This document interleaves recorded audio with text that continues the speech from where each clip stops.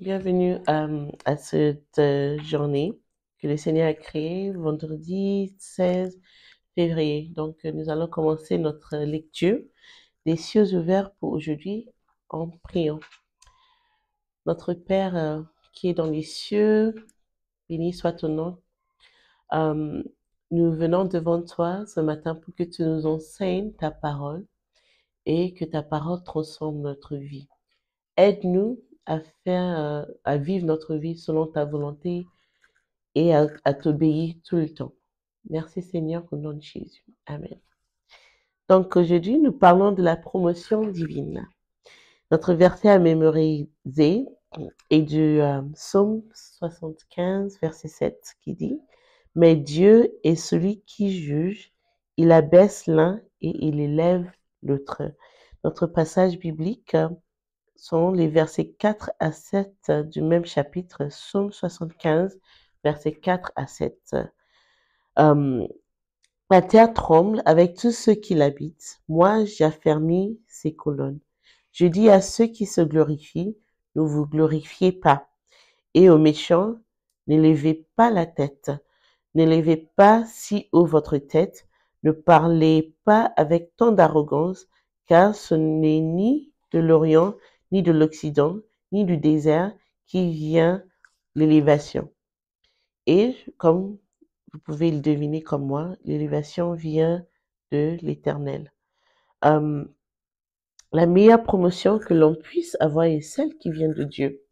Personne ne peut s'en glorifier.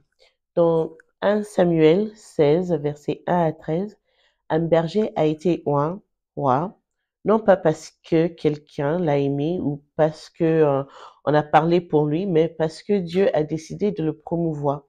Je crois que Dieu veut promouvoir quelqu'un qui lit ceci aujourd'hui et ce sera vous au nom de Jésus. Amen. Quand Dieu commence à promouvoir un homme, on ne sait pas jusqu'où il peut l'emmener parce que ses bras sont éternels.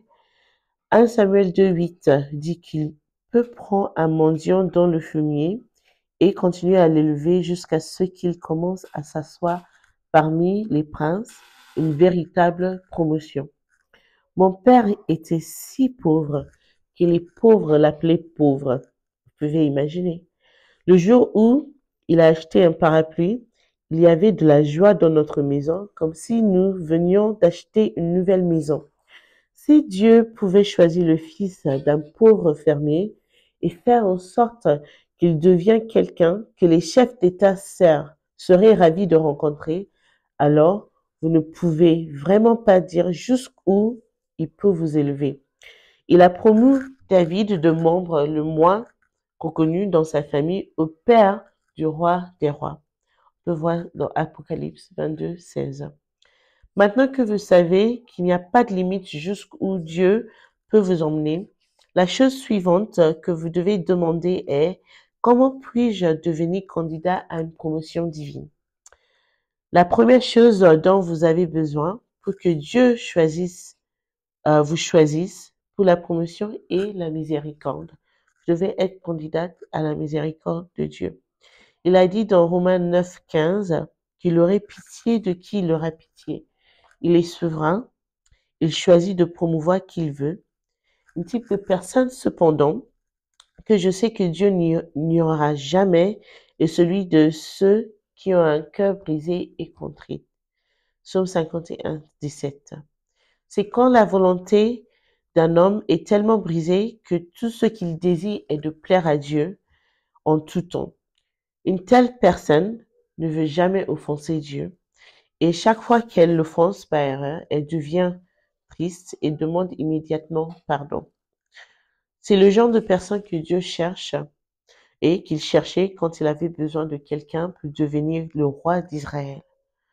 Il a dit dans Actes 13, 22 qu'il avait trouvé un homme qui ferait toute sa volonté. C'est le genre de personne que Dieu va promouvoir. Si vous êtes comme ça, alors vous êtes un candidat à la promotion divine.